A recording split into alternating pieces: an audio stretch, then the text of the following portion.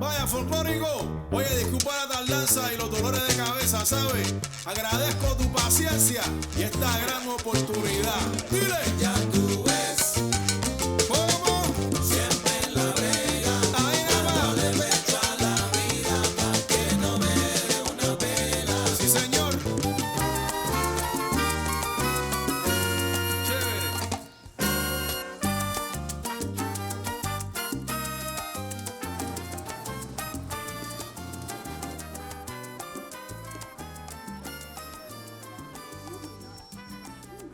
While I sit here and enjoy my cafecito, which is really café con leche, and my pastelito guayaba, I think about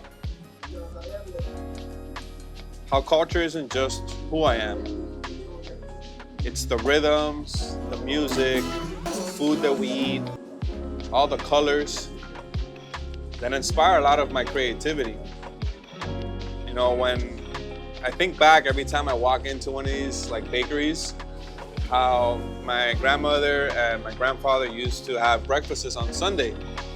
They would bring like 3 loaves of Cuban bread, a ton of pastelitos and croquetas. Like we're talking about like pastelito guayaba, pastelito de carne, pastelito de guayaba y queso, pastelito de coco, which I'm not a fan. I don't like cocoa at all. I don't know why, I just don't like it. But if you do, that's okay, it's good. And I remember those moments because there was so much warmth and love because all my cousins were there and my aunts and uncles. And a lot of that has transitioned into the way that I approach my designs or, you know, the way that I get inspired to create something.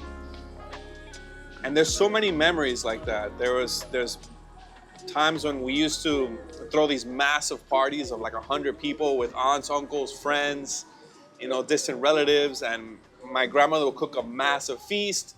My grandfather and his friends would play like old Cuban like music.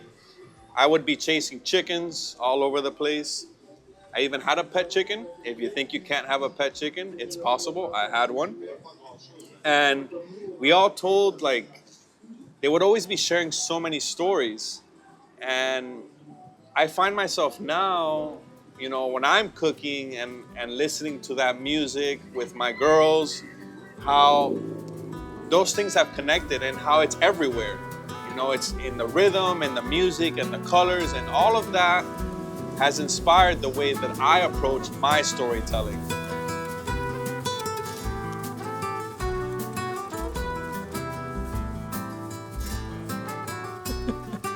So earlier this week I went to a bakery. You know I love bakeries.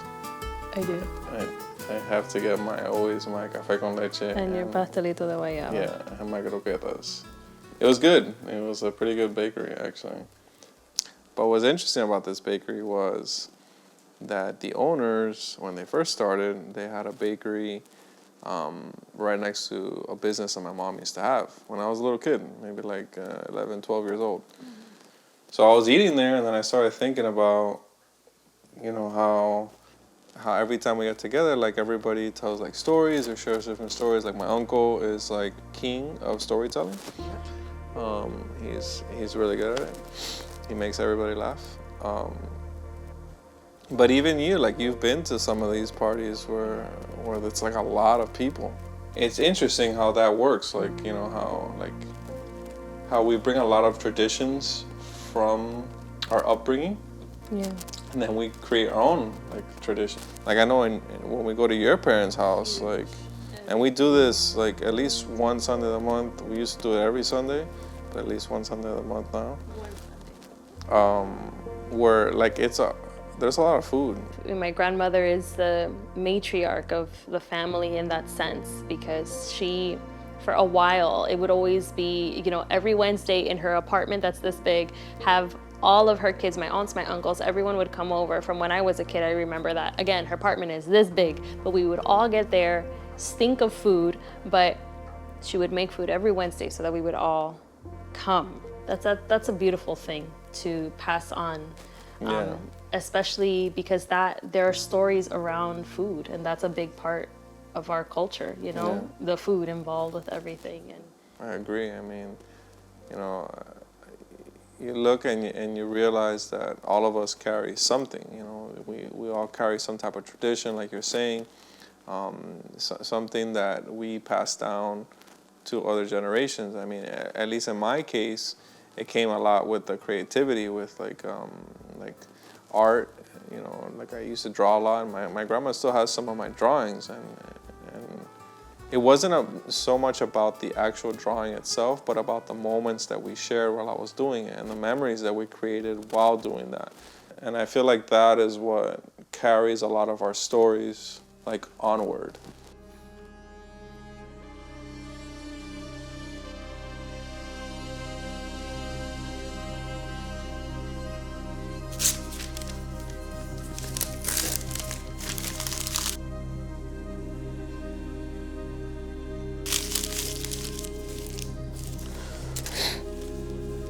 So the other day when we were talking about our culture and the traditions that we carry and just the stories that they used to share, like I got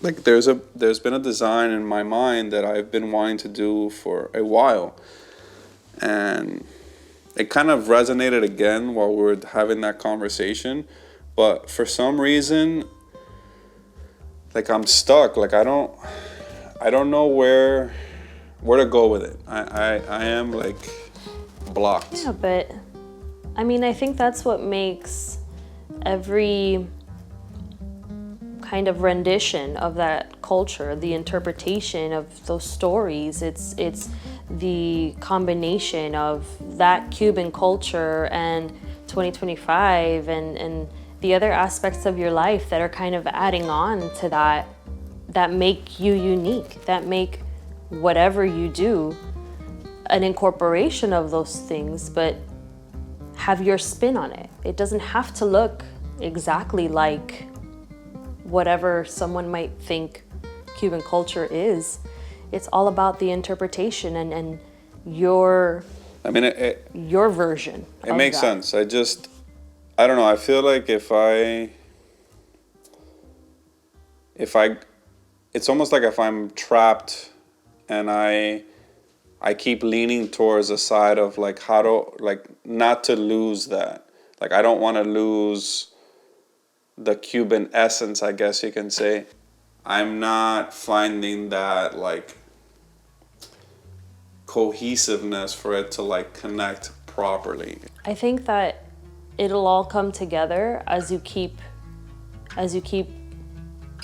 trying to put your spin on those things, because there are so many aspects to Cuban culture. So it's not vibrant colors, it's not any specific thing, it's a combination of everything. And yeah, you're Cuban, but you're not Cuban from 1920, you're Cuban in 2025. You're Cuban American. You grew up in the United States. It's going to be a little different, and I don't think there's any way to dishonor your culture.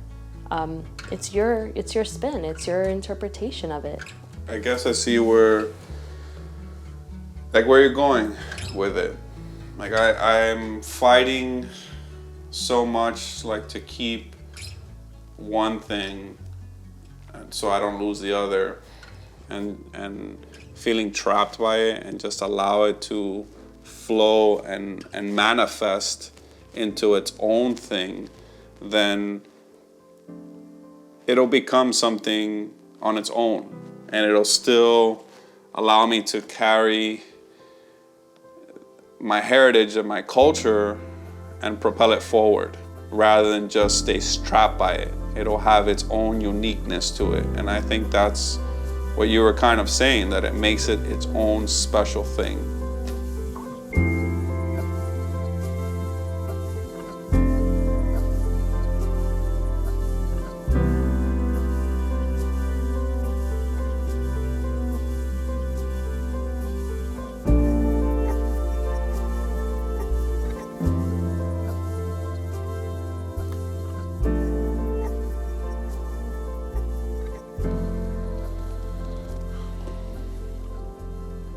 Sometimes you need to reframe your focus and allow your traditions, your cultures, and your own stories to fuse together to form something beautiful.